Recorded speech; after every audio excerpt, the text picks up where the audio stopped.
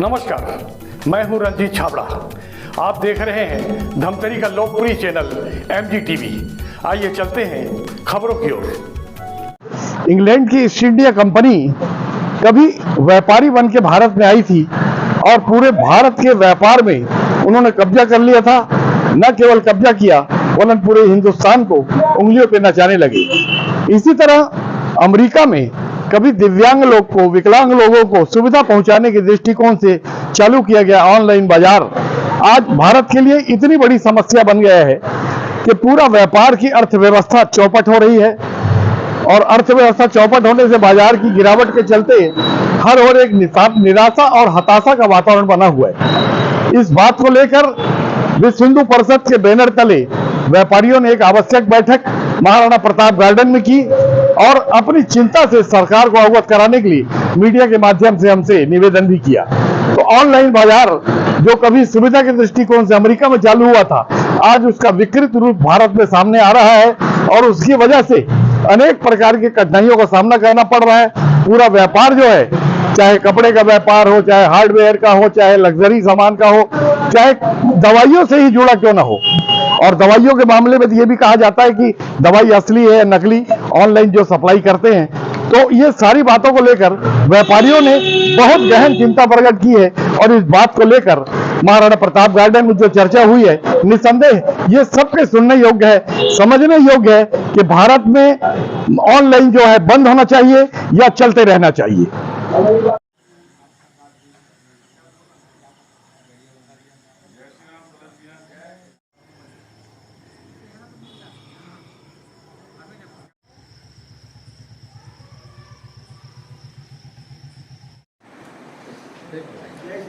ये चंद्रशेखर वर्मा जी भैया हैं। ये पहले अपने जो राष्ट्रीय स्वयंसेवक संघ है, इसमें जो मुखिया होते हैं, प्रचारक होता है, संचालक होता है, कारवा। तो पहले प्रांत के कारवा रहे, संघ का पूरा मार्गदर्शन दिए हैं। संघ में ऐसा नियोजन होते रहता है। तो अब जरूरत पड़ा कि विश्व हिंदू परिषद का काम खड़ा करना चाहिए, तो संघ से उसको वहाँ दिए हैं। तो ऐसे सब होते रहता है, कभी सहकार भारती, कभी शिशु मंदिर, ऐसे 42 जो संगठन है वहाँ ऐसा नियोजन होता है। तो भैया का काम अभी विश्व हिंदू परिषद में है और अपनी टीम के साथ एक आग्रह पर आए हैं कि चलो बैठ लेते हैं, समझ विषय क्या है। संगठन है, जैसा संगठन जो बनता है वो समाज में परिवर्तन के लिए बनता है। आपको मैं थोड़ा बता देता हूँ। और समाज की सारी चुनौतियाँ हम सबकी चुनौतियाँ हैं और इसका निदान और निराकरण करना ये सब हमारी जवाबदारी है। कोई बाहर का कोई आने वाला नहीं है। तो एक दिन दीपक भैया भी हमारे विश्व हिंदू परिषद बैठे, काफ़ी एनर्जेटिक हैं। तो बात पे बैठे बैठे पता चले हम जब भी जाते हैं तब मंगेत पर जाता है, हमने देखा है एक बारे में पहले सोचना चाहिए। बात में पता चले कि ऑनलाइन वाला विषय है। मैं वो नोटिस करें कि जो सामान जो एक दुकानदार जो बेचते, जिकर से रोजगार भी मिलते 4 आदमी ला और जेकर से पूरा अर्थव्यवस्था चलते, भाई बिजली बिल है, दुकान के भाड़ा है, सारा चीज़। आज वह डायरेक्ट ऑनलाइन होने से ये चीज़ की जो बीच की दूरियां हैं, हमारा जो व्यापारी भाई है उनमें कहीं ना कहीं क्षति आवत है और हमारा ओकर बीच में एक दूरियां सब कहीं ना कहीं दूर होती है। और ऑनलाइन के में ना सबसे ज़्यादा एक चीज़ आती है ठगी वाला विषय, कि सामान मंगाते अलग और आजकल 4 साझे होते हैं, सामान मिलते भी अलग। और बहुत सारी चीज़ है, बटंची आना, आजकल हम लोग न्यूज़ में पढ़ते हैं ऑनलाइन बटंची मिल रहा है, ऑनलाइन ये मिल रहा है, ऑनलाइन वो मिल रहा है। तो कहीं ना कहीं ये हमारे समाज के लिए बड़ा दुखद है और दुखदायी है विषय। और एक दीपक भाई बोलते हैं ये सब रामचंद्र जी और अपने संदीप भैया कि क्यों ना भैया कि हम व्यापारियों के साथ बैठे, उन्हीं का एक मंतव्य लें, उन्हीं के द्वारा एक ऐसा आग्रह विषय लें कि हम क्या कर सकते हैं, समाज में जन जागरण लाएँ, सोशल मीडिया में चलाएँ, ज्ञापन दें, या संबंधित इसमें कौन इंटरफेयर कर सकता है, हमारा प्रशासनिक या जो भी है। तो उसके बीच में ऐसा एक बैठ के जो सकारात्मक निर्णय निकल जाए और हम जाके वहाँ पर बातचीत करें। लेकिन ये सकारात्मक, इसके बाहर नहीं जाना है हमको। ऑनलाइन को हमको ख़त्म करना है। जो ऑनलाइन सामान हमारे घर में आ रहा है, जिससे हमारे व्यापारी भाइयों की जो क्षति पहुँच रही है, इसको हम दूर कैसे कर सकते हैं, इसी पर ही बातचीत हो। और सब कम से कम सा बारी अपना एक सुझाव देंगे। तो हमारे को ये लिख रहे हैं, वो बिंदु लिख रहे हैं और फिर उसके बाद हम सब निराकरण कर लें। क्या हम कलेक्टर के पास जाएँ, SP के पास जाएँ, संबंधित वहाँ जाएँ, या आगामी अपन क्या योजना कर सकते, सब मिलकर कोई उसमें अपन स्वयंसेवक संघ की एक शाखा है और समाज हित में हम काम करते हैं। बहुत बड़ा उद्देश्य लेकर के वर्षों पहले हमारे साथी निकले थे रामलला की मंदिर की प्राण प्रतिष्ठा को लेकर के, जिस उद्देश्य में हम 22 जनवरी को सफल भी हो पाए। और भगवान की कृपा से समाज में परिवर्तन कोई एक दिन में नहीं आता है। जैसे हमारे राष्ट्रीय स्वयंसेवक संघ को भी 2025 में 100 वर्ष पूरे हो जाएंगे। परिवर्तन आने में वक्त लगता है, समय लगता है। जैसे कि भारत गणराज्य एक संविधान पर आधारित है, राज्यों में भी अलग अलग नियम है, लॉ एंड ऑर्डर बना हुआ है। हम उसके अधीन होकर के उनके नियमों को मानते हुए अपनी कार्य प्रणाली सुनिश्चित करते हैं। आज वर्तमान परिवेश में हमारे संगठन के बीच में एक चर्चा हुई। हम कोई भी कार्यक्रम करते हैं, चाहे हम रामनवमी मनाएं, हनुमान जयंती मनाएं, दुर्गा पंडाल रखें, गणेश पंडाल रखें, हम सबसे पहले किनके पास जाते हैं? हमारे सभी व्यापारी भाइयों के पास मदद मांगने के लिए।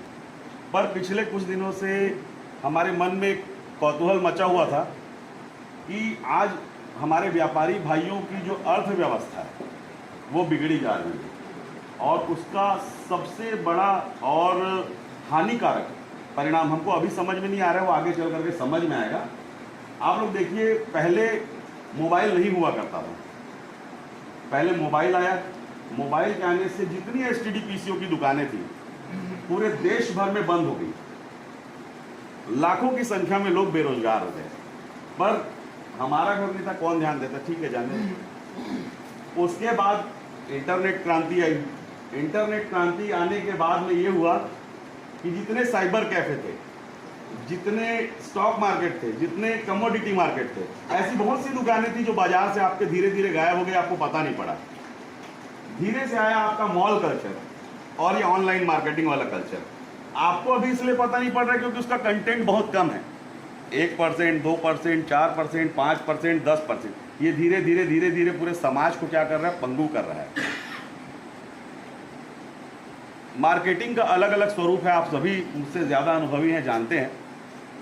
हम जो व्यापार करते हैं वो एक परंपरागत व्यापार है कि एक प्रोडक्शन यूनिट है, एक मार्केटिंग यूनिट है, एक सप्लाई की यूनिट है, हमारे होलसेलर हैं, हमारे डीलर हैं, सब डीलर हैं, एजेंसीज हैं और हमारे रिटेल व्यवसायी हैं। प्रोडक्शन यूनिट के बाद ये मुनाफा जो होता है ट्रेडिंग कंपनियों में लाइन से वितरित होता है।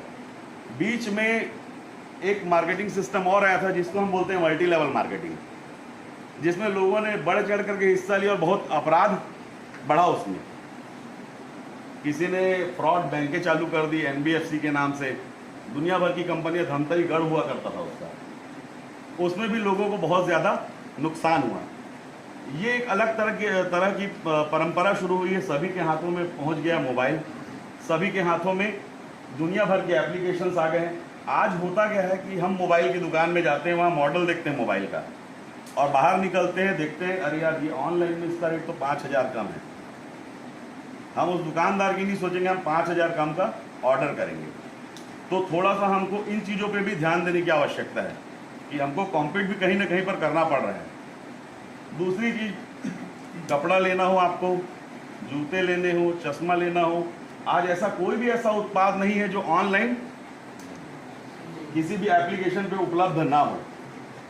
दूसरा एक समस्या ये आ रहा है कि जो शाला त्यागी और अप्रवेशी बच्चे हैं, जो 14 वर्ष से 18 वर्ष के बीच के, वो ऑनलाइन चाकू, छुरी, दुनिया भर के उत्पाद मंगा रहे हैं और आपराधिक गतिविधियां लगातार उसमें बढ़ते जा रही हैं। तो ऑनलाइन के आने से हमारा फायदा कुछ नहीं हुआ है, नुकसान लगातार बढ़ते जा रहे हैं। कुछ पैसों को बचा लेना जनता द्वारा वो कोई बहुत बड़ा फायदा मैं नहीं बोलूँगा उसको। दूसरा, हमारे व्यापारी जो लोगों को रोजगार दे रहे हैं, दुनिया भर के खर्चे उठा रहे हैं, जीएसटी पे कर रहे हैं, इनकम टैक्स पे कर रहे हैं, दुकान के बिजली का बिल भर रहे हैं और सारा मेंटेनेंस कर रहे हैं। उसके बाद उनके हाथ में थोड़ा बहुत जो पैसा बचता है वो अपने घर लेकर के जाते हैं, उससे वो अपना परिवार चला रहे हैं। तो परंपरागत बाजार को धीरे धीरे ख़त्म करने का षड्यंत्र जो है वो पूंजीपतियों के द्वारा चलाया जा रहा है। कहीं ना कहीं रिलायंस इन्वॉल्व है, कहीं ना कहीं डी मार्ट है, कहीं ना कहीं के मार्ट है, कहीं ना कहीं सुमित बाजार है। छोटे कस्बे खत्म हो जाएंगे आगे चल करके। ये मेट्रोज का कल्चर है, छोटे कस्बों का कल्चर नहीं है। हमारे को इस दिशा में, देखिए हम समाज का काम क्या है या हम व्यापारी वर्ग के लोगों का काम क्या है कि हम प्रशासन और शासन का ध्यान इस ओर आकृष्ट करें कि भैया हम मरे जा रहे हैं, तुम्हारी ऐसी व्यवस्था यहाँ पर नहीं चलेगी, आपकी इस व्यवस्था को आप बंद कीजिए। और अगर हमने ये बंद नहीं किया तो आगे हमारे लिए परिणाम बहुत घातक होगा। आप सीधी सी बात समझ लीजिए, एक बड़ी मछली जो तालाब में और बाकी सारी छोटी मछलियाँ हैं, तो सब कुछ बड़ी मछली खा लेगी, तालाब में सिर्फ एक ही मछली बचेगी, सारी छोटी मछलियाँ खत्म हो जाएंगी। हमको अपने आसपास के उदाहरण को देख करके सीखना भी है, समझना भी है। इसके लिए हमको रास्ता निकालने की भी बहुत ज़्यादा आवश्यकता है। तो रास्ते क्या हो सकते हैं? अगर हम अपने ज़िले में शुरू करें तो सबसे पहले हम प्रशासन से निवेदन करते हैं कि भैया डाकघरों में आप मना कीजिए कि किसी भी प्रकार का ऑनलाइन सप्लाई वाला अगर प्रोडक्ट आता है तो उसकी डिलीवरी न दी जाए, नहीं तो हम समस्त व्यापारी डाकघर के सामने धरना देंगे। नंबर 2, कोई भी कुरियर सर्विस है अगर वो सप्लाई करती है तो हम सप्लाई नहीं करने देंगे, हमारे यहाँ पे हम हमारे ज़िले में अलाउ नहीं करेंगे। नंबर 3, कोई भी डिलीवरी बॉय, कोई भी डिपो जो ऑनलाइन सामान को स्टोर करता है और लोगों तक पहुँचाता है, हम उसको रोकेंगे। ये मेरा एक छोटा सा सुझाव है, बाकी आप लोगों की मर्जी, जैसा आप लोग बताएंगे हम क्रियान्वित उस तरीके से करेंगे। जिले स्तर पर हम इस तरह से रोक सकते हैं कि सप्लाई को रोकें, सप्लाई के सेंटर्स पे बैन करें। उसके लिए हम प्रशासन से हाथ जोड़ करके अनुरोध कर सकते हैं। हमारे जो संवैधानिक पदों पर, शीर्ष पदों पर जो हमारे मुखिया बैठे हुए हैं, हम उनको मना कर सकते हैं कि भैया एक आदमी को पालने के चक्कर में हम लाखों लोगों के रोजगार के साथ कॉम्प्रोमाइज़ नहीं कर सकते हैं। ये मेरा छोटा सा विचार है। बाकी आप सभी बुद्धिजीवी वर्ग के लोग हैं, आप सभी के भी विचार आने चाहिए, क्योंकि ये सिर्फ धमतरी जिले की बात नहीं है, ये समूचे भारत गणराज्य पर आने वाले समय में भारी पड़ने वाला व्यवसाय है। और जो सिस्टम ऑफ मार्केटिंग है ये हानिकारक है, खास तौर पे आम व्यवसायियों के लिए, क्योंकि रिलायंस आगे चल करके सब्जियां भी बेचेगा मॉल में, सब्जी वाले भी बेरोजगार होंगे, चावल भी बेचेगा। और नहीं तो दूसरा उपाय एक है, सारे दुकानों को हम 1 महीने के लिए बंद करें, जिसको जो खरीदना ऑनलाइन से खरीदो। एक भी दुकान में सारे ताले बंद करते हैं, चाबियां पकड़ते, कलेक्टर के सामने धर देते हैं। अब आप चलाइए जिला ऑनलाइन के भरोसे, आप कैसे चलाते हैं हम लोग भी देख लेते हैं एक बार। हमारी जो महत्व है, हमारी जो महत्ता है वो भी तो उनको समझ में आना चाहिए। हमारा जो समाज में स्थान है, हमारा जो कार्य है जिससे समाज लाभान्वित हो रहा है, वो भी चीज़ उनको समझ में आनी चाहिए। तो रास्ते क्या क्या हो सकते हैं, कुछ रास्ते मैंने आपके समक्ष रख दिए हैं, बाकी मैं चाहता हूँ कि आप लोगों की ओर से भी विचार आए। और ये जो है बैठक जो है कोई सनसनाहट पैदा करने के लिए या कोई प्रसिद्धि पाने के लिए या कोई मीडिया में आ जाए, छप जाए, या हमारे संगठन का कोई बड़ा नाम हो जाए, ऐसा कोई भी उद्देश्य इस बैठक का नहीं है। इस बैठक का मूल और मुख्य उद्देश्य ये है, इस बैठक का मूल और मुख्य उद्देश्य ये है कि किसी भी तरह से कम हम अपने जिले से शुरुआत करें और जिले से ऑनलाइन व्यवसाय को उखाड़ फेंकें। उसके बाद इस पायलट प्रोजेक्ट को मैं हमारे प्रांत के अध्यक्ष महोदय से अनुरोध करूंगा कि समूचे प्रांत से हम जड़ से उखाड़े, इसके लिए प्रांत अध्यक्ष महोदय प्रयास करें। धन्यवाद। लोगों के द्वारा जो आज ये मुद्दा के लिए जो बैठक हुई है कि ऑनलाइन जो खरीदी होती है, जिससे हमारा व्यापार वाकई अपना अस्तित्व खोते जा रहा है, हम छोटे व्यवसायियों का, तो मेरे को आपके विचार तो बहुत अच्छे लगे। और यदि अगर ये संभव है कि अगर हम प्रशासन को, अगर अपनी व्यापारियों की तरफ से, अगर सभी हमारे चैम्बर के यहाँ पर सभी प्रमुख भी बैठे हुए हैं और इनको आप सहमति में लेके, यदि प्रशासन अगर इस बात के लिए अगर राजी होता है तो बहुत अच्छी बात है। हमको तो इसके ऊपर कड़ा एक्शन लेना ही चाहिए। और मैं अपनी तरफ से तो ये आश्वासन देता हूँ कि हम व्यापारी सब इस मुद्दे के लिए साथ में हैं कि ऑनलाइन बंद होना चाहिए। सुझाव दिया है, परंतु कोई भी कार्य को करने के लिए हमको नीति को भी ध्यान रखना पड़ता है। शासन के पास इतना अधिकार नहीं कि किसी व्यापारी को व्यापार करने से मना कर सके, चाहे वो रिलायंस हो, चाहे डी मार्ट हो, चाहे शुभम के मार्ट हो, चाहे सुमित बाजार हो। वो भी अगर व्यापार कर रहे हैं तो शासन के पूरे नियम को फॉलो करके कर रहे हैं, पहला चीज़। दूसरा चीज़, अगर आप बोल रहे हैं कोरियर को बंद कर देंगे, तो कोरियर व्यापारी भी हमारा व्यापारी भाई है, उसका भी घर कोरियर से चल रहा है, तो हम उसको भी बोल नहीं सकते कि आप कोरियर में अब सामान नहीं देंगे। हम ये काम कर सकते हैं कि आदमी ऑनलाइन में क्यों जा रहे हैं। आज अगर आपको एक शर्ट लेना है तो आप ऑनलाइन में सर्च करते हैं, हरा, पीला, लाल, नीला, गुलाबी, कोई भी कलर का कपड़ा ले आते हैं, 3 दिन बाद उसको आप वापस कर देते हैं, तो कस्टमर को कहीं कोई दिक्कत नहीं आती। लेकिन वही हम अपने ही व्यापारी भाई से अगर कपड़ा लेके आते हैं, 3 दिन बाद अगर वापस करने जाते हैं, व्यापारी भाई बोलता है भैया 9 बजे दिया बत्ती का समय, अभी वापस नहीं करो। कस्टमर वापस आ जाता है। दोपहर में जाता है तो व्यापारी का चेहरा होता है, अरे यार वापस नहीं लूँगा, एक काम करो आप कहीं 100-200 रुपये मेरे पास जमा है, आप कभी भी आके अपना कपड़ा ले जाना, लेकिन आपको पैसा वापस नहीं। तो ऑनलाइन व्यापार के साथ लड़ने के लिए सबसे पहले, ये मेरा व्यक्तिगत सुझाव है, हमको अपने व्यापार के तरीके को बदलना पड़ेगा, अपने व्यवहार में चेंज लाना पड़ेगा, हमको एक्सचेंज भी करना पड़ेगा, हमको पैसा भी वापस करना पड़ेगा, हमको पोलाइटली बात करना। तो अगर हम कस्टमर को वो सुविधा दे रहे हैं जो ऑनलाइन वाला देता है, तो धीरे धीरे कस्टमर का भी भरोसा व्यापारियों पर पड़ेगा। भले आप 10 रुपये महंगा लीजिए, लेकिन कस्टमर आए। और ऑनलाइन वाले को अगर अपने को जवाब देना है तो आप एक नियम बनाइए, ऑनलाइन खूब कीजिए। अपने घर में कि अगर 5 लोग हैं तो 5 को बोलिए रोज़ ऑर्डर कीजिए और सेकेंड उसको कैंसिल कीजिए। धमतरी में एक साथ अगर एक दिन में 50,000, 10,000, 20,000 ऑर्डर जाता है, क्योंकि ऑनलाइन वाले क्या है रिफंड भी लेते हैं बिना पैसा के। अगर धमतरी से हर हफ्ते लाखों ऑर्डर जाए और उसमें लाखों कैंसिल हो जाए तो धमतरी को वो ब्लैक लिस्ट कर देंगे। आप ऐसा ऑर्डर कीजिए और घर के बच्चों को, अपनी बहनों को, माताओं को, भाइयों को बोलिए खूब ऑर्डर करो, जितना ऑर्डर कर सकते करो और सेकेंड उसको कैंसिल करो। एक समय ऐसा आएगा कि धमतरी के 493773 जो पिन कोड है वो ब्लैक लिस्ट हो जाए। तो काम ऐसा कीजिए, ऑर्डर खूब कीजिए और रोज़ कैंसिल कीजिए, पैसा लगना नहीं। अगर आप कोई व्यक्तिगत करता है ऑर्डर तो उसको क्या करते हैं, पर्टिकुलर उसको आदमी को ब्लैक लिस्ट कर देते हैं और उसका ऑर्डर कोई भी कंपनी एक्सेप्ट नहीं करती, तो इस शहर को ब्लैक लिस्ट करा दो। सूटकेस और बैग और हॉजरी की शॉप है, 60 साल हो गए शॉप को। पहले तो मैं विश्व हिंदू परिषद को धन्यवाद दूंगा जिसने व्यापारियों की सुध ली है। आज तक किसी पार्टी ने व्यापारियों की सुध नहीं ली, किसानों की ली, मजदूरों की ली, हर वर्ग की ली, पर कभी व्यापारियों की सुध किसी ने नहीं ली। और व्यापारी अपने व्यवसाय में इतना प्रताड़ित है, वो चेंज कुछ नहीं कर पाता है। घर से प्रताड़ित है, व्यापार से प्रताड़ित है, व्यापारियों से प्रताड़ित है, सरकार से प्रताड़ित है। सब जगह प्रताड़ित होने के बाद भी व्यापारी कुछ कर नहीं पाता।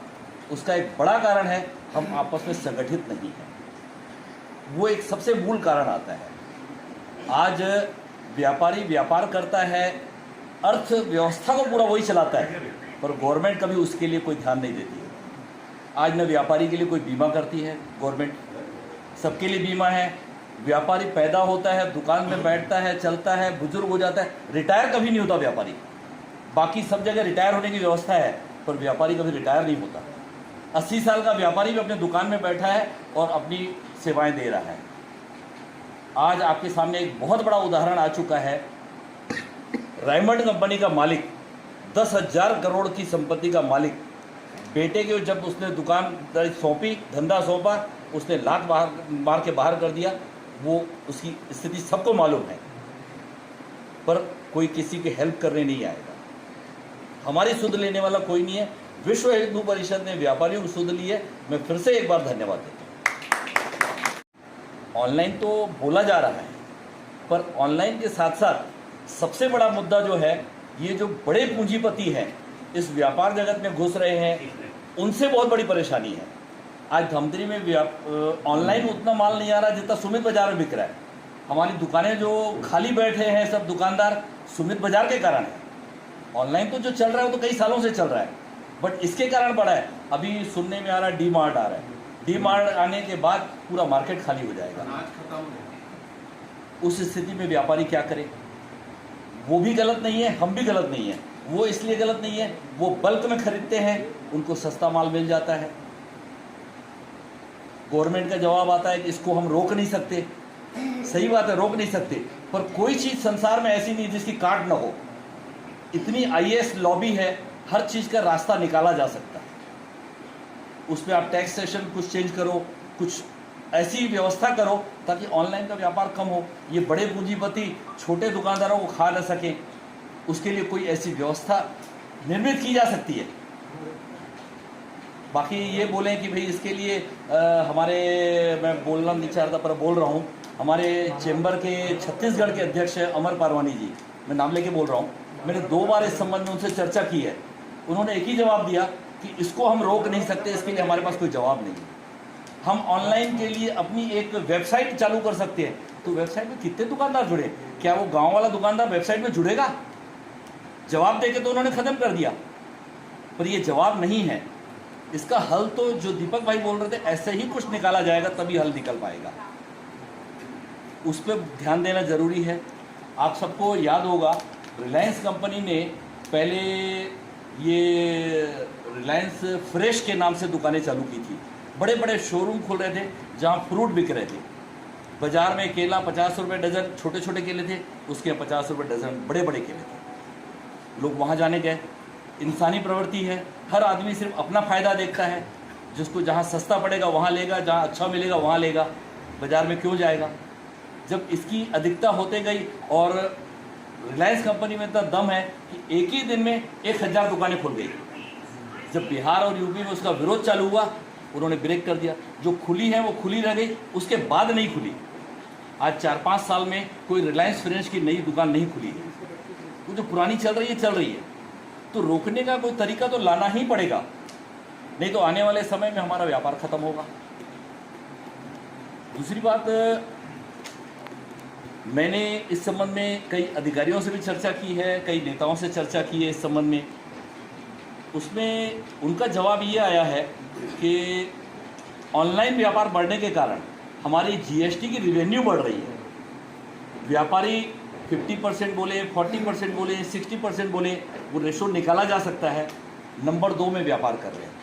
और ऑनलाइन का व्यापार जो हो रहा है, या बिग बाज़ार या बड़े जो शोरूम बेच रहे हैं, वो पूरा 1 नंबर बेच रहे हैं। तो जीएसटी पूरा वहाँ से आ रहा है, आप लोग देते नहीं हो। ये उन्हें बहुत बड़ी बात बोली है। हमारे व्यापारी भाई हैं, कुछ करते हैं ऐसा, बड़े बड़े व्यापारी हैं, वो ऐसा करते हैं। पूरा नंबर धमतरी में, मैं नाम नहीं लूँगा, हमारा भाई है, बहुत बड़ा व्यापार है, मगर आज तक उसने जीएसटी नंबर नहीं लिया है। व्यापार बहुत बड़ा है, जीएसटी नंबर नहीं लिया है। ये नुकसान किसका है? और हम वो भी करने के लिए मजबूर हैं क्योंकि कंपटीशन का मार्केट है। मैं अगर बिल से मंगा रहा हूँ, मेरा भाई बिना बिल मंगा रहा है, वो सस्ते में बेच रहा है, मैं नहीं बेच पा रहा हूँ। मेरे को मजबूरन बिना बिल मंगाना पड़ रहा है। ये चीज़ सरकार को स्ट्रिक्ट होना पड़ेगा। सरकार अगर ट्रांसपोर्टर में, जैसे बीच में स्टार्टिंग में स्ट्रिक्ट हुई थी, उस समय पक्के में आना चालू हो गया था, सबके पास पक्के में आएगा, सब वही करेंगे। एक्चुअल टैक्स जो है वो कस्टमर ही पे करता है, हमारे घर से नहीं जाता है व्यापारी के। पर हमको लगता है मैं टैक्स भर रहा हूँ, टैक्स तो बराबर मैं भर रहा हूँ, पर वो वहन कौन कर रहा है? कंज्यूमर वहन कर रहा है। इस चीज़ को बड़े दिल से सोच के हमको करना पड़ेगा। जब व्यापार हम 1 नंबर में लाएंगे, ऑटोमेटिक रेवेन्यू बढ़ेगी। पर फिलहाल की स्थिति में हम उस जगह पे नहीं है, क्योंकि कंपटीशन में अपन पहले ही सर्वाइव नहीं कर पा रहे हैं। इसलिए इसके लिए कोई ना कोई व्यापार को, ऑनलाइन और बिग बाज़ार टाइप के जो व्यापार हैं, इनको रोकने के लिए कोई ना कोई अपने को प्रयास करना पड़ेगा। मैं विश्व हिंदू परिषद का फिर से आभारी हूँ। धन्यवाद। होलसेल कपड़े में ज़्यादातर दिक्कत आ रही है ऑनलाइन में, तो कपड़े के बारे में ही मैं बोलना चाहूँगा कि कपड़े में अक्सर क्या होता है कि रिटेल में जो व्यापारी कपड़ा बेचते हैं उसमें बहुत मोल भाव करते हैं। जैसे 100 रुपये की चीज़ आती है तो 200 बताते हैं, और वही कस्टमर घर में जाके देखता है 120 रुपये में रिटेल में मिलता है। तो अपने को एक रेट में कपड़ा बेचना है रिटेल में, मोल भाव में हमको दिक्कत हो रही है।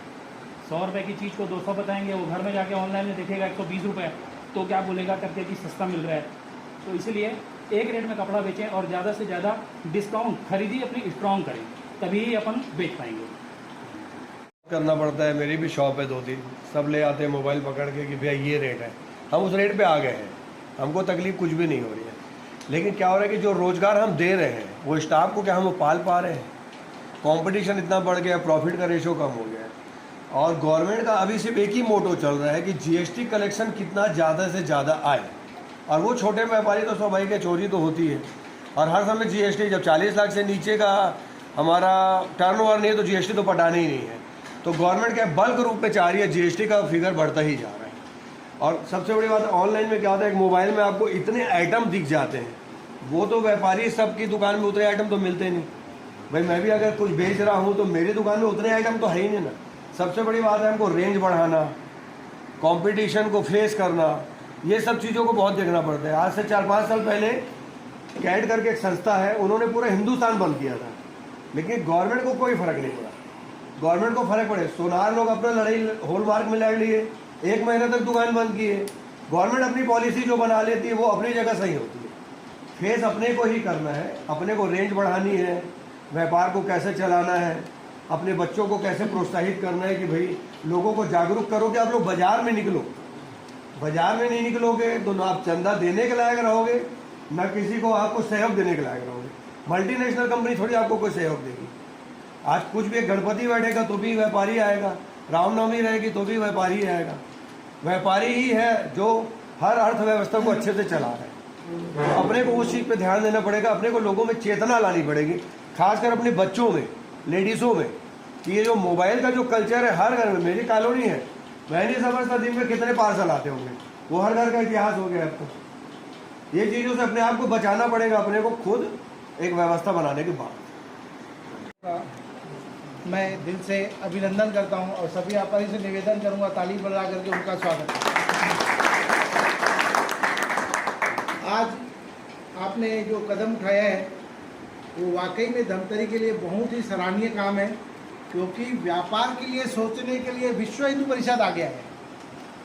व्यापारी संगठन इस बारे में चर्चा करके रुक जाता है, लेकिन आपने वो मीटिंग बुला करके इस काम को आगे बढ़ाया, इसके लिए भी मैं आपका बहुत बहुत धन्यवाद। ऑनलाइन व्यापार अपने आप नहीं फैलाया, ऑनलाइन व्यापार को हमने फैलाया। आज हर घर से, मैं कपड़े का व्यापारी हूँ तो मैं इलेक्ट्रॉनिक सामान ऑनलाइन मंगा रहा हूँ, इलेक्ट्रॉनिक वाला कपड़ा ऑनलाइन मंगा रहा है, बर्तन वाला दूसरी चीज़ को ऑनलाइन मंगा रहा है। तो सबसे पहले ये चीज़ करने के पहले आदमी को आत्ममंथन करना चाहिए कि आखिर ये क्यों हो रहा है। मैं कपड़े व्यापारी खाली बैठा हूँ तो घर वाले को क्या पैसा दूंगा कि तू जाइए मंगा। आज स्थिति इतनी खराब होती जा रही है, मार्केट 75 से 80% लोकल मार्केट डाउन हो गया है। ऑनलाइन मार्केट आज साल भर में 11,40,000 करोड़ रुपए का टर्नओवर कर रहा है। अगर डॉलर में कन्वर्ट करेंगे तो 16,000 करोड़ रुपए होता है। देश की अर्थव्यवस्था यहाँ से कितनी बाहर जा रही है ये आम आदमी को किसी को चिंता नहीं है। सिर्फ बातों से नहीं होगा, हमको अगर इस चीज़ को करते हैं तो उसके तरफ आगे बढ़ना पड़ेगा। ऑनलाइन को बंद करने के लिए पहला कदम हमारे को खुद से उठाना है। मैं नहीं मंगाऊंगा, ना मेरे परिवार के बच्चे नहीं मंगाएंगे। जो चाहिए मार्केट से 2 पैसा ज़्यादा मिलेगा। हमको आकलन करना है। आज मैं कपड़ा बेचता हूं तो मैं रोज़ देखूंगा कि ऑनलाइन में कितना ऑफर चल रहा है, तो मैं अपने रेट को उस हिसाब से रख सकता हूं। मार्केट को टक्कर देने से मार्केट में ज़्यादा लोग आकर्षित होते हैं और आते हैं और मार्केट बढ़ता है। हमारे यहाँ ये चीज़ का अभाव बहुत ज़्यादा है, क्योंकि हम लोग बैठे हैं अपना, हर कोई दुकानदार दुकान में मोबाइल लेकर के लगा पड़ा रहता है अपने। हमारे को सोच के हिसाब से आगे बढ़ना है। और सबसे बड़ी बात है, मेरे पास अगर कोई ग्राहक आता है, मेरे पास कोई चीज़ नहीं है, तो मेरे को ये सोचना चाहिए कि मेरे को ये चीज़ कहाँ से उसको ला के देना है। बड़े शहरों में हर व्यापारी संगठित है, एक दूसरे से साथ जुड़े हुए हैं। वो लोग एक दूसरे के साथ जुड़ करके व्यापार कर लेते, ग्राहक को वापिस जाने नहीं देते। छोटे शहरों में ये सब समस्या ज़्यादा होती है। उनको ऐसा लगता है कि मेरा ग्राहक वहाँ जाएगा तो तोड़ देगा। अब ऑनलाइन मार्केट की वजह से पूरा मार्केट में सन्नाटा छाया हुआ है। उसको रोकने का सबसे बड़ा और सरल आसान है कि हम पहले खुद मार्केट निकलें। आप विश्व हिंदू परिषद से मैं हमेशा शुरू से देखता हूँ, देश की संस्कृति सभ्यता के लिए आप लोगों ने कई किस्म के विज्ञापन भी चलाए हैं और सोशल प्रोग्राम भी किए हैं। अब ये प्रोग्राम के तरीके भी, जो दिखता है सो बिकता है। आज हीरोइन आती है, एडवर्टाइज करती है तो सामान बिकता है। तो हमको लोगों को ऐसी जागरूकता लानी पड़ेगी कि ऑनलाइन का दुष्प्रभाव उसी के खुद के परिवार में हो रहा है। 4 पैसा बचा करके अपने व्यापार का सत्यानाश न करें, मार्केट में निकले, रौनक भी बढ़ेगी, सस्ता माल भी मिलेगा और दूसरे व्यापारियों को रोजगार भी मिलेगा। तो हमको पहल स्थानीय स्तर पे करना है। हम किसी भी कोरियर वाले को या सर्विस वालों को हम रोक नहीं सकते, क्योंकि उनके पास भी ट्रेड लाइसेंस है, व्यापार करने का अधिकार है। हमको उसको रोकने के नए नए तरीके अपनाने पड़ेंगे, और वो तभी होगा जब हम संगठित होंगे, विचार से, मंथन से, एक दूसरे को सपोर्ट। क्योंकि चर्चा से बहुत सारे रास्ते निकलते हैं, जहाँ संवाद होता है वहाँ राह का अपने आप निर्माण हो जाता है। तो प्रयास करें, अच्छा है, इसी प्रकार की ऐसी चर्चा होते रहे, आपस में मिलते रहें, तो रास्ते भी निकलेंगे और ऑनलाइन व्यापार भी धीरे धीरे खत्म होगा। उसके लिए सार्थक पहल करनी पड़ेगी खुद से। हम अपने परिवार वालों को मना करें तो अपने आप ऑनलाइन व्यापार कम होगा। धन्यवाद। बुलवा के सभी व्यापारियों को एकत्रित करिए और ऑनलाइन अपने को रोकने के लिए इसकी कुछ व्यवस्था करवाइए। मैंने संदीप भाई को धन्यवाद दिया और उसी दिन ग्रुप में मैसेज डाल दिया कि सभी व्यापारी एकत्रित हों, और 2 दिन से अनाउंसमेंट भी चल रहा था छत्तीसगढ़ चैम्बर ऑफ कॉमर्स के द्वारा कि भाई सभी व्यापारी एकत्रित हों, महाराणा प्रताप गार्डन में हमको एकत्रित होना है। आज थोड़ा सा दुख भी होता है कि इतना करने के बाद भी हमारे व्यापारी एकत्रित कम हुए हैं, पर जो आए हैं उनको धन्यवाद है, उन्होंने समय निकाला है हमारे लिए। दूसरी बात, आज मैं ये कहना चाहूँगा कि ऑनलाइन जो अपनी जो समस्याएं चल रही हैं, इसके लिए हमें सिर्फ ये सोचना चाहिए, हमें शपथ लेनी है कि मैं ऑनलाइन सामान मैं या मेरा परिवार नहीं मंगाएगा। सबसे पहले हमको अपने आप से शुरुआत करनी है, तब दूसरी जगह से शुरुआत होगी। मैं ये निवेदन अपने ग्रुप में कई बार कर चुका हूँ सभी व्यापारियों से, और मैं ये जानता हूँ कि मेरे घर में पहले बहुत सारी ऑनलाइन आती थी, पर जिस दिन से मैंने ऑनलाइन शपथ ली है कि मेरे घर में कोई नहीं आएगा सामान, उस दिन से ऑनलाइन हमारे घर में मना बंद कर चुके हैं। और मैं ऐसा समझता हूँ सभी व्यापारियों को बिल्कुल स्ट्रिक्टली मना कर देना चाहिए, और कोई सस्ता नहीं है।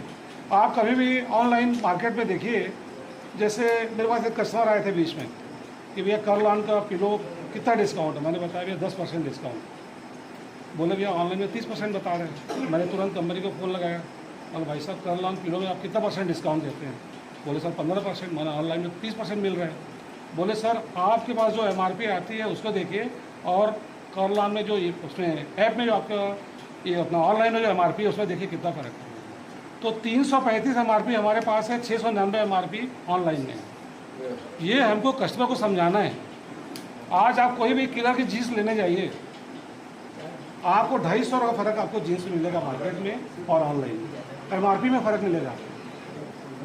ये सब चीज़ें समझ। आप एडिडास का शूज़ लीजिए मार्केट में आपको जो दुकानदार वाला जूता मिलेगा वो 500 MRP कम मिलेगी, और शोरूम में या ऑनलाइन में 500 महंगा है। इसको बराबर आप नोट कीजिएगा, हर जगह आपको फ़र्क मिलेगा। बनाए और सबको बोले, अपने व्यापारियों को भी, रिटेलर को बोले बाहर से माल न खरीदी करके लोकल जो होलसेलर है उसको सपोर्ट करें। होलसेलर को भी मिल के, अगर कोई कंपनी है मिल के भी अगर उससे हम बात करते हैं तो वो टारगेट भी उसके स्कीम का देती हैं, तो वो टारगेट को भी हम आगे डिस्ट्रीब्यूट कर सकते हैं। अभी तक क्या होता है, होलसेलर अपने दम पे टारगेट ले लेता है, वो आगे डिस्ट्रीब्यूट करता ही नहीं, तो प्रॉफिट और मार्जिन उसका वहीं पे ख़त्म हो जाता है रिटेलर का।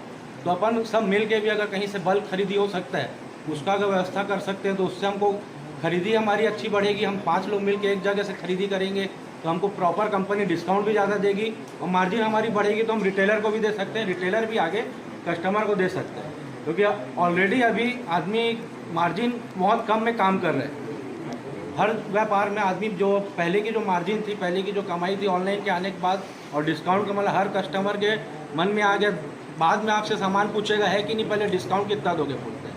तो अपन या तो उसी रेशियो को बढ़ाए, तो अपन उनको अगर डिस्काउंट प्रोवाइड कराएंगे तो कई लोग खुद ही बाहर जाना बंद करेंगे। जैसे सलज भैया ने बोला, वो भी सुझाव अच्छा था।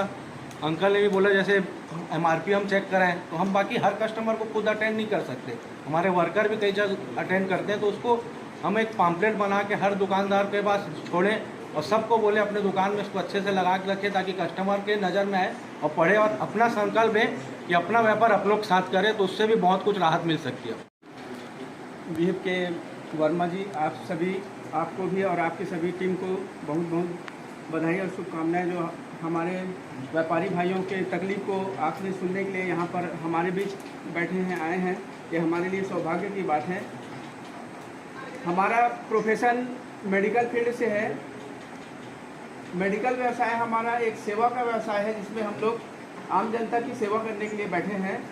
इस व्यवसाय में ऑनलाइन के माध्यम से जो कस्टमर लोग अपना रोज़मर्रा की जो दवाई मंगा रहे हैं, शुगर BP से लगभग 60% उम्र दराज के लोग जो पीड़ित हैं, ये लोग सब उस मेडिसिन को मंगाते हैं, जिसमें उत्तर भारत के 3 राज्य ऐसे हैं जहाँ पर इसका प्रोडक्शन होता है। जैसे हमारे AIOCD के राष्ट्रीय लेवल के हमारे सचिव राजीव सिंधे जी ने बताया कि उस जगह पे नकली दवाइयों का निर्माण किया जाता है, जो ऑनलाइन के माध्यम से पूरे भारत भर में सप्लाई की जाती है। जो हमारे कस्टमर हैं वो डिस्काउंट के चक्कर में, जैसे हमारे पास आते हैं, आप डिस्काउंट कितना देंगे, ये सब पूछा जाता है, जबकि हमारे रिटेलर भाइयों को 18 से 20% की मार्जिन जो होती है उससे ज़्यादा ऑनलाइन में वो लोग दे रहे हैं छूट। इसलिए वहाँ का गुणवत्ताहीन, जो गुणवत्ता नहीं है, ऐसी दवाइयों का सेवन हमारे भारत की जनता कर रहे हैं, जिससे उनके शरीर के साथ और स्वास्थ्य के साथ खिलवाड़ है, जिसे हमको रोकना पड़ेगा। तो मैं आप लोगों को बताना चाहूँगा कि ऑनलाइन के माध्यम से ये मेडिसिन की जो ले रहे हैं इसे बंद करें और अपने शरीर को स्वस्थ रखें, मस्त रहें। और 10 दिन आ गई, 10 दिन के अंदर आपको ऑनलाइन माल वापस भेजना है। दूसरा सबसे बड़ा कारण आ गया इलेक्ट्रॉनिक सामान में ऑनलाइन में रिप्लेसमेंट भी खत्म हो गया है और वापसी की भी सुविधा उन्होंने बंद कर दी है। तो ये अभी स्थानीय व्यापारियों को मौका है कि वो ग्राहकों को सुविधा दे और ग्राहकों को आकर्षित करे। धीरे धीरे ऑनलाइन व्यापार का अपना स्तर धीरे धीरे गिरते जाएगा। सिर्फ एक ही चीज़ करना है, लोकल व्यापारी को संगठित होकर के मिल करके काम करना है और अपने ग्राहकों को अपने पास आकर्षित करके उनको आमंत्रित करना है। जितने ज़्यादा ग्राहक बाहर से मार्केट में आएंगे उतना व्यापार बढ़ेगा। आज छोटे छोटे किराना दुकान वाले हैं, मोहल्ले वालों को 1-1 महीने की उधारी देते हैं, है ना। ऑनलाइन में तो उधारी मिलती नहीं है, तो ये भी एक प्रचार का माध्यम है कि हम उसको प्रचार करके ऑनलाइन व्यापार को चोट पहुंचा सकते हैं। होकर के बात कर रहे हैं, सबसे पहले हम व्यापारियों को, प्रॉफिट वैसे भी कम है, माल को अपन कम से कम नीचे रेट पर लेकर खरीदें, डिस्काउंट पे लेकर खरीदें और मार्केट में हम कम रेट पे व्यापारी सब दुकानदार अपने ग्राहकों को अवेलेबल कराएं। ग्राहकों को ये विश्वास हो जाए कि हमारा माल एकदम सही रेट में उनको अवेलेबल हो रहा है, तो धीरे धीरे वो व्यापार जगत में वापस आएंगे, ऑनलाइन में नहीं जाएंगे। क्योंकि हमारे व्यापारी 1-1 महीना 2-2 महीना तक की क्रेडिट फैसिलिटी अवेलेबल करा रहे हैं, जबकि ऑनलाइन मार्केट में आपको पेमेंट कैश करना है। तो जैसा हमारा रेट अगर ठीक रहेगा, उनको कुछ फैसिलिटी भी कस्टमर को मिलेगी, तो कस्टमर निश्चित रूप से हमारी ओर डाइवर्ट होंगे। हमारा व्यवहार उनके प्रति अच्छा रहे, रेट उनको हम अच्छा देंगे, तो निश्चित रूप से कस्टमर डाइवर्ट होगा, ऑनलाइन को धीरे धीरे करके वो छोड़ता चला जाएगा। इस ओर हम ध्यान दें। विशेष रूप से मार्केट में जो ट्रेंड बना हुआ है, खास करके अभी भाई कपड़े वाले एक व्यापारी ने, किसी ने कहा भी कि 200 रुपये बोलते हैं, उस चीज़ को ला करके 150 कर देते हैं, वो बार्गेनिंग होती है, कस्टमर का एक विश्वास खत्म होता है। तो अपने रेट को हम ऐसा रखें कि कस्टमर बिल्कुल हम पर विश्वास के साथ है, आपका विश्वास कायम रहे और आने के तुरंत बाद वो आपके माल को हाथों हाथ एक्सेप्ट करे। तो उस स्थिति में वो मैं समझता हूँ ऑनलाइन की ओर नहीं जाएगा। अभी हमारे यहाँ जो भी चल रही है ऑनलाइन की या सुमित बाज़ार चल रहा है, हमारे किराना की जहाँ तक स्थिति देखता हूँ बहुत ज़्यादा इफेक्ट नहीं आया है। उसका कारण वही है कि किराना में हम लोगों ने मार्जिन को काफ़ी कम स्तर पर लाए हैं और अपने व्यापार को हमने खरीदी को हमने कम से कम रेट में खरीद करके हम प्रोवाइड मार्केट में कर रहे हैं और पूरा का पूरा टैक्स पेमेंट भी हो रहा है। कहीं टैक्स में कोई किसी तरह की कोई चोरी नहीं होती है। 100% बिलिंग पर माल हम होलसेलर्स प्रोवाइड कर रहे हैं, खरीद कर रहे हैं और मार्केट को प्रोवाइड कर रहे हैं। जब तक हम कंपटीशन में नहीं आएंगे तब हमारा व्यापार ऑनलाइन कंपनियों के सामने तकलीफ पाएगा और जैसे ही हम उनके साथ में जुड़ करके व्यापार के साथ, कस्टमर के साथ जुड़कर हम व्यापार करेंगे, हमारा व्यापार निरंतर गति पाएगा और उसको हम अग्रसर होंगे। 2 चीज़ें होती हैं ऑनलाइन में एक जो रेट्स कम की बात आ रही है। कपड़े की बात करें तो कपड़ों में MRP नहीं होता। सबसे पहली चीज़ है कि किसी कपड़े में कभी MRP नहीं होता। रेट को वहाँ पर मैनिपुलेट किया जा सकता है, जो हमेशा ज़्यादा MRP दिखा करके कम में माल बेचना। अभी लगातार पेपरों में भी हटाता है, 1 शर्ट के साथ 6 शर्ट फ्री, MRP 5,999 लगातार ऐड आ रहा है। फॉक्स कंपनी का दुनिया भर का रायपुर में खुला हुआ है, क्लियरिंग सेल। तो ये हो गई कपड़ों की बात हो गई। दूसरा है हमारे जैसे जनरल आइटम में, यहाँ पे हर चीज़ में MRP फिक्स रहती है और हर MRP में एक मिनिमम डिस्काउंट होता है, मार्जिन होती है जो दुकानदार के लिए, एक रिटेलर की मार्जिन होती है, उसके अलावा डिस्ट्रीब्यूटर की मार्जिन होती है। बीच में एक स्कीम आता है, स्कीम और वो बल्क खरीदी करो चाहे कोई खरीदी करो, स्कीम फिक्स रहती है। वो स्कीम को हमको रिटेलर को देना पड़ता है, रिटेलर उसको अपने कस्टमर को बेचने के लिए यूज़ करता है। तो ये सब चीज़ें एक नॉर्मल जो एक चैनल सिस्टम से जो काम किया जाता है, उस चैनल सिस्टम से काम करते हुए जो बड़ी ब्रांडेड कंपनियां हैं ये सब उपयोग करती हैं। उसमें फ़र्क बहुत ज़्यादा क्या पड़ता है, हमारे ऑनलाइन में डिस्काउंट आता है DO में 1+1, ऑनलाइन खरीदो DO 1+1 मिलेगा, पर हम उसको यही मार्केट में 1+1 देते हैं। उसके बावजूद दुकान वाले वहाँ से माल खरीदते हैं और उसके अलावा जो बाहर से जो माल आता है ऑनलाइन जो माल आता है उसमें और हमारे माल में ज़मीन आसमान का फ़र्क रहता है। ये लोगों को नहीं है जानकारी। डीओ जो आता है, ग्रे मार्केट का डीओ आता है, जो डीओ हमारा 269 299 एमआरपी का रहेगा, उसमें भी 399 एमआरपी रहेगा, 1+1 का माल रहेगा, प्लस उसकी जो फ्रेगरेंस है और हमारी फ्रेगरेंस में ज़मीन आसमान का फ़र्क रहता है। वो चीज़ों को कस्टमर को हम बार बार बोलते हैं उस चीज़ को, पर किसी कस्टमर को समझ में नहीं आता। उसका एक ही रीज़न है, हमको बंद करवाना है तो हमको जागरूकता लानी है। सबसे पहली बात जागरूकता ऐसी कि हमारे धमतरी लेवल की जागरूकता नहीं। मैं संगठन से बिल्कुल करबद्ध निवेदन है कि ये सबसे पहला आपका अगला ये टारगेट ये होना चाहिए कि आप प्रदेश स्तर में नहीं, राज्य पूरे के पूरे देश के स्तर पर यदि इस मुद्दे को यदि अपन उठाते हैं कि हम पूरे ऑनलाइन व्यापार से जिस छोटे व्यापारियों को नुकसान होता है, बड़े व्यापारियों को नुकसान नहीं है, मुझे नुकसान नहीं है, मैं एजेंसी चलाता हूँ, मुझे नुकसान नहीं है, मेरे नीचे वाले व्यापारियों को नुकसान है। मेरा माल तो जितना आता है उतना ही बिकता है, नीचे वाले व्यापारियों को दिक्कत आती है, माल हमको लेट पेमेंट आता है, मैनेज हो जाता है। क्या हमारे कस्टमर हैं, आएगा पैसा आज नहीं आएगा, 2 दिन बाद आएगा, 4 दिन बाद आएगा, 1 हफ्ते बाद आएगा या 10 दिन बाद आएगा, हमारा पैसा आ जाता है। पर दिक्कत आती है नीचे वाले व्यापारी के पास में, जिसके पास में ऑफटेक मतलब वहाँ से माल नहीं उठता, वहाँ से माल नहीं बिकता। वो रीज़न आता है ऑनलाइन के कारण। हम यदि वहाँ पे जागरूकता लाते हैं, मैं अपने घर में 4 साल से मेरा मतलब मैं धमतरी में रहता हूँ, मेरी एक बहन रायपुर में रहती है, मेरा एक भाई भोपाल में रहता है, ये तीनों जगह हमारे घर में ऑनलाइन का सामान पिछले 4 साल से नहीं आता। हम लोग ने बिल्कुल प्रण कर लिया है कि ऑनलाइन कोई भी सामान नहीं लेंगे, जो भी लेना है जाके मार्केट में जाके खरीदी करेंगे। और अब धमतरी तो इतनी बढ़िया सुविधा है, एक फ़ोन करो माल आ जाता है, हर एक व्यापारी घर में मार छोड़ता है। ये चीज़ ऑनलाइन में नहीं होती, ऑनलाइन में उधारी नहीं होती, ये सबसे बड़ी बात है। और यही सब चीज़ों को देखते हुए यदि हम केवल जागरूकता करते हैं, और दूसरा चीज़ है जो शरद भाई ने बोला कि ऑर्डर लो और दूसरे दिन कैंसिल करो, तो इसमें कई बार बैंक के जो है ना अकाउंट से पैसा होल्ड होता है। वो चीज़ें कई बार हुई हैं कि बैंक का अकाउंट में होल्ड हो गया, पैसा वहाँ से रिटर्न ही नहीं दे रहा है, और वहाँ फ़ोन करते रहो आपका नहीं आएगा। उसका एक इलाज है कि आप सारे माल जो भी मंगाओगे COD मंगाओ, कैश ऑन डिलीवरी।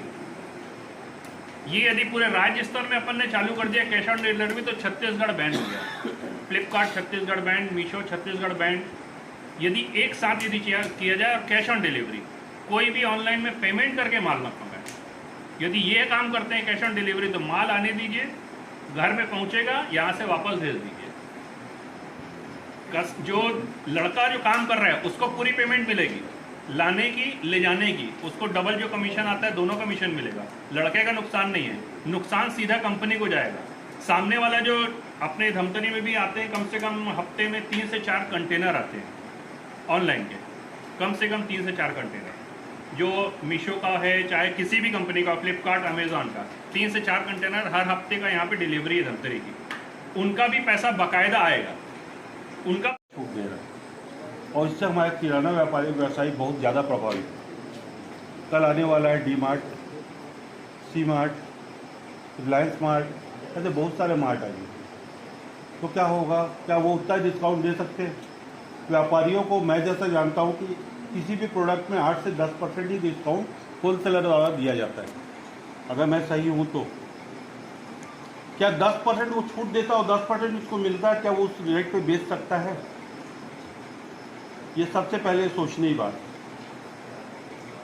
तो अपन उसमें एक मेरा सुझाव है कि अगर व्यापारी लोग खुद एक अपना यूनिटी बनाएं, बीच से 2 मीडिया हटा दें, एक अपन होलसेलर बोले, एक डिस्ट्रीब्यूटर बोले, और डायरेक्ट कंपनी से बल्क परचेज करें, तो स्कीम भी आएगी।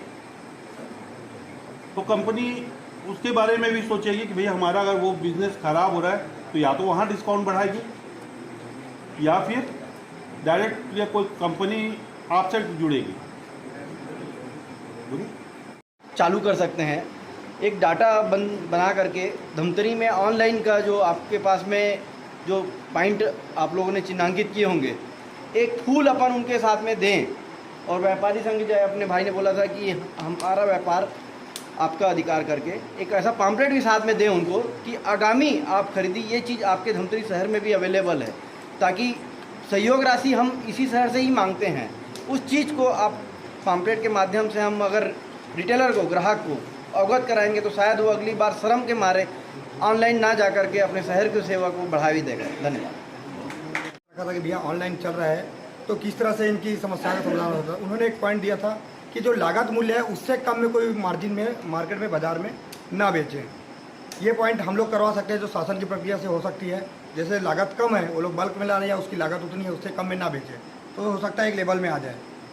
दूसरा एक पॉइंट और था, जैसे भैया ने बताया कि हम ऑनलाइन मंगा के उसको बंद करें, तो उसके लिए आप सभी व्यापारी के पास 2-2, 4-4 वर्कर हैं, उनसे आप लोग रोज़ का 2-3 ऑर्डर लगवा के उनको अगले दिन कैंसिल करवा सकते हैं। ये तो आपके पास हाथ में है, ये आसानी से काम हो सकता है। के अवसर और प्राप्त होते और आप जैसे व्यवसायी है, किसान है, मजदूर है, विद्यार्थी है, सब प्रकार के एक कार्यकर्ता मन से मिले बातचीत करे का अवसर है। आज मतलब धमतरी में हमारे कार्यकर्ता मन एक बैठक के निमित्त में बुलाए हैं और आप मन के बीच में मैं उपस्थित हूँ। आप मतलब सब झल्ला निवेदन प्रणाम करके मैं अपन बात थोड़ा सा निवेदन विचार रूप में रखूँ। मैं आप मन से ज़्यादा नहीं जानूँ, व्यापार से संबंधित मोला कोई भी प्रकार के अनुभव नहीं है, संगठन संबंधी कोई बात है ओला मैं आप मन के साथ में रखे के प्रयास करूँ। बाकी तो रास्ता जेखर समस्या जेखर घाव प्लास्टर उहिल करना है, ऑपरेशन उहिल करना है, रास्ता उहिल निकालना है, दूसर जगह से नहीं निकलेगा। जेखर पीरा उहिल दवाई खायल पर ही और वही सब प्रकार से काम करने लगी। बाकी डॉक्टर और बाकी सहयोगी जिन भी कंपाउंडर जैसे हम भूमिका में हन तो हम थोड़ा से आप मन के सहयोगी भूमिका निभा सकत हन। अंतिम लड़ाई आप मन लड़े पड़ी, आप मन साथ रहे पड़ी। एमा विषय में हत के निवेदन रूप में करना चाहता हूँ भैया। पहला बिंदु तो ये है कि संगठन में शक्ति और शक्ति दुर्बलों की बात कोई मानता नहीं है और सबलों की बात कोई टालता नहीं। जिन सबल होते ओखर दुरियाल प्रणाम करे जाते। जैसे सांप होते तो डोमी सांप के बिला में जाके और 1 साल पहले नागपंचमी दिन दूध चढ़ा देते। अब दोबारा दर्शन मत हो महाराज, अभी है रहा। लेकिन वही दिन दूध चढ़ाने वाला आदमी है और तिरपिटिया सांप जब निकलते डंडा पचरंगा खेलते ओकर संग मजाक करते। सांप हुए लेकिन वो सांप बलवान है तोला नुकसान पहुंचा सकत है, तेकर देते ओकर पहले ले प्रणाम। लेकिन यह तो नुकसान नहीं पहुंचाना चाहे तोला पहले ही नुकसान पहुंचाते, ओकर साथ छेड़छाड़ करते। तो सब जगह एक बात ला ध्यान में रखे की आवश्यकता है। मोला इसे लगते हर व्यापार में एक व्यापार की जिन स्वभाव है, जैसे कपड़ा व्यवसाय से जुड़े अन्य जिन व्यापार एक स्वभाव है, किराना दुकान से संबंधित व्यापार के एक स्वभाव है, सोना चांदी अन्य काम की दृष्टि से एक स्वभाव है। ऐसे स्वभावगत व्यवसायी मल्ला बैठ के अपन समूह में का हमला करना चाहिए, एक संबंध में थोड़ा सा एक बार चिंतन करना चाहिए। उसके फायदों की और दुनिया भर की चीज़ की, लेकिन हमको करना क्या है उसका कोई निर्णय नहीं है। तो मैं आप लोगों ने ये इस चीज़ का आयोजन किया है, इसलिए मैं चाहूँगा सर्वप्रथम जागरूकता अभियान विश्व हिंदू परिषद की तरफ से चालू किया जाए, क्योंकि आपकी टीम पूरे देश भर में फैली है। और जिस प्रकार आप वैलेंटाइन डे के विरोध में विश्व हिंदू परिषद ने देश को जागरूक किया और आज मातृ पितृ दिवस का चलन देश में बढ़ा, वैसे ही ऑनलाइन के विरुद्ध में भी आप जागरूकता अभियान एक ऐसा चलाएं। कहते हैं जो दिखता है सो बिकता है, जो देखते हैं वही सीखते हैं। तो हम भी ऐसा ही माहौल बनाएंगे कि ऑनलाइन की कमियां क्या हैं उसको दूर करने के लिए नए नए किस्म से लोगों को जागरूक कर उनको ऑनलाइन की कमियां बताएंगे, ऑनलाइन के दुष्प्रभाव बताएंगे और मार्केट से उनको जोड़ेंगे, जिससे नए नए रोजगार का सृजन भी होगा, व्यापार भी बढ़ेगा और देश की आर्थिक समृद्धि भी बढ़ेगी। बहुत सारे आंकड़े हैं, लोकल व्यापार पहले होते थे 400-400, 500-500 करोड़ के, आज वो गिर के 40 करोड़ 45 करोड़ में हो गए। गवर्नमेंट को राजस्व तो मिल रहा है जीएसटी के माध्यम से, इधर के माध्यम से, ऑनलाइन के माध्यम से, लेकिन लोकल स्तर पे जो रोजगार देता है, कई किस्म के रोजगार सृजन कराता है, देश की अर्थव्यवस्था को संभाल के चलता है, सरकार को उसके प्रति थोड़ा चिंतन करना पड़ेगा। वो आप लोगों के माध्यम से आप सरकार को अवगत करेंगे तो ऑनलाइन के प्रभाव को बहुत ज़्यादा ही प्रभाव पड़ेगा। धन्यवाद। बहुत बहुत आभार व्यक्त करता हूं हमारे समस्त व्यापारी बंधुओं का कि इस ऑनलाइन मार्केटिंग के चर्चा के संबंध में उन्होंने अपना अमूल्य समय निकाला और आज विश्व हिंदू परिषद एवं बजरंग दल संगठन द्वारा आयोजित इस कार्यशाला में अपनी सहभागिता दी और बहुत ही सुलझे हुए बहुत सारे निष्कर्षों पर हम पहुँचे हैं। बहुत सारे अच्छे अच्छे सुझाव हमें मिले हैं और मैं आभार व्यक्त करना चाहूँगा हमारे प्रांतीय पदाधिकारियों का भी, जिन्होंने अपना अमूल्य समय और अपना अनुभव हम धमतरी ज़िले के व्यापारी बंधुओं के साथ साझा किया और हम ऐसे ही आगे चल कर के किसी बड़ी सभा का भी आयोजन करेंगे और विषय वस्तु को कोशिश करेंगे कि और ज़्यादा से ज़्यादा अच्छी तरीके से क्लियर करें। एक छोटी सी घटना मैं आप लोगों को बताना चाहता हूँ, थोड़ा सा ध्यान देंगे, आप लोगों का ध्यान चाहूँगा। हमारा जो भारतवर्ष है, मुझे ऐसा लगता है कि 1921 में ना आज़ाद हो जाता है। उस समय महात्मा गांधी ने एक आंदोलन चलाया था जिसका नाम था असहयोग आंदोलन, टोटल नॉन कोऑपरेशन। जिस समय हमने विदेशी वस्तुओं का बहिष्कार किया था, उसके अलावा अपनी नौकरियां छोड़ी थी, सभी लोगों ने सरकारी नौकरी छोड़ दी, पुलिस वाले ने पुलिस की नौकरी छोड़ दी। जो व्यवस्था उस समय की थी, भाई आज व्यवस्था ही परिवर्तन तो हुआ है। उस समय ब्रिटिशर्स लोग थे कलेक्टर, आज हमारे इंडियंस हैं। इतना ही तो परिवर्तन आया, कुछ विशेष परिवर्तन आया है क्या? उस समय भी आज़ाद हो सकता था, लेकिन एक चौरा चौरी की घटना हुई जिसकी वजह से हमारे महात्मा गांधी जी ने वो आंदोलन वापस ले लिया। हम आज़ादी पाने की बहुत नज़दीक स्थिति में थे और वो आंदोलन वापस लिया गया था। जब बाद में ऐसा लगा कि अब हमारी नहीं चल रही है, तो उस समय में 1942 में उन्होंने क्या किया, भारत छोड़ो आंदोलन, कि नहीं भैया सबको भगाओ, तब हमारा राजपाट और पूर्ण स्वराज वाली बात हमारी आएगी। तो पहले भी जैसे मैंने आप लोगों से कहा, अभी भी मैं वही कहूँगा कि हमको मोड ऑफ एक्शन की आवश्यकता है, चाहे वह जन जागरण के द्वारा हो, चाहे आपके पॉम्पलेट छपवा करके दुकानों में चिपकाने से हो, चाहे रैली निकालने से हो, चाहे हम स्कूलों में जा कर के अवेयरनेस प्रोग्राम चलाएं, कॉलेजों में चलाएं, मोहल्लों में चलाएं, पंचायतों में चलाएं। पर इस अवेयरनेस प्रोग्राम की आवश्यकता तो है। उसके साथ ही साथ देखिए, जब भी जिस समय की व्यवस्था रहती है, इस देश में सुल्तानों ने राज किया है, मुगलों ने राज किया है। इसका मतलब ये नहीं था कि उस समय महाराणा प्रताप नहीं थे कि वीर शिवाजी नहीं थे। उस समय की व्यवस्था को ललकारने वाले वो वीर सपूत भी थे। अगर अंग्रेज थे तो चंद्रशेखर आजाद जी भी थे, भगत सिंह भी थे, सुखदेव भी थे, राजगुरु भी थे। उन्होंने उस समय की व्यवस्था को नकारा। क्यों? क्योंकि वो गलत था। आज आप उनको क्रांतिकारियों का नाम देते हैं, शहीदों का नाम देते हैं, शहीद आजम बोलते हैं और उनको सम्मान देते हैं। तो अपनी लड़ाई हमको खुद को लड़नी है, कहीं ना कहीं मानसिक रूप से तैयार हो जाए। क्रांति जो है हमारे बीच से ही आएगी, आपके लिए कोई बाहर से नहीं आएगा। तो लड़ना तो आपको पड़ेगा, चाहे जन जागरण से लड़ो, चाहे सरकार से लड़ो, चाहे प्रशासन से लड़ो। जय हिंद, जय भारत, जय छत्तीसगढ़। सर्वे भद्राणि पश्यन्तु मा कश्चित् दुःखभाग् भवेत्। ओम शांति शांति शांति। जय श्री राम। आप सभी अग्रवाल जी, आज की ये जो बैठक है, इसमें किस तरह की चर्चाएं हुई और किस तरह के विचार आए और किस तरह का आयोजन था?